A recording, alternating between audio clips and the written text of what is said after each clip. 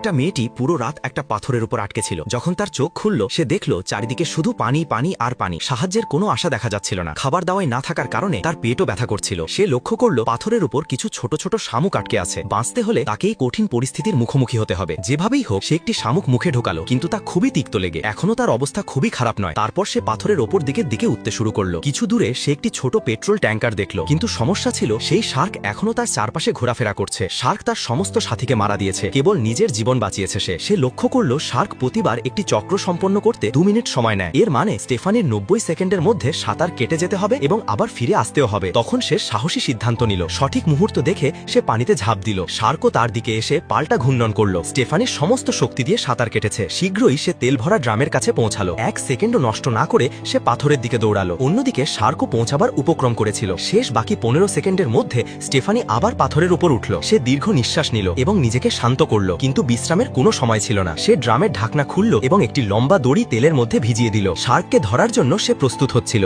দড়ির এক পাশ বাইরে বের করল, তারপর তার ফায়ার গান লোড করল। শুধু একটি সুযোগের অপেক্ষা, কিন্তু শার্কের শিকার করা তার জন্য কোনো শিশু খেলার মতো ছিল না। এরপর স্টেফানি নিজের পায়ে দিয়ে একটি ধারালো পাথরে কেটে নিজের রক্ত পানিয়ে মেশালো। রক্তের গন্ধ পেয়ে শার্ক আরো আক্রমণাত্মক হয়ে যাবে। স্টেফানি পুরোপুরি প্রস্তুত ছিল, শুধু সুযোগের অপেক্ষা। কিছুক্ষণ পর সে সামনে থেকে শার্ককে আসতে দেখল। শার্ক কাছে আসার আগে হঠাৎ উধাও হলো। মেয়েটি কিছুই বোঝার আগেই শার্ক পিছন থেকে তার উপর আক্রমণ করল। সে নিজেকে ধরে রাখলো। একই সময়ে শেষ বাকি শক্তি দিয়ে তেলের ড্রাম শার্কের মুখে ছুড়ে মারল। স্টেফানির সঙ্গে সঙ্গে গুলি চালালো। পরের মুহূর্তে একটি বিশাল বিস্ফোরণ হলো। বিস্ফোরণের ধাক্কায় স্টেফানি পানিতে পড়ল। শার্ক তলায় চলে গেল, কিন্তু পুরোপুরি মারা যায়নি। তার থেকেও ভয়ঙ্কর ও বিপজ্জনক সত্য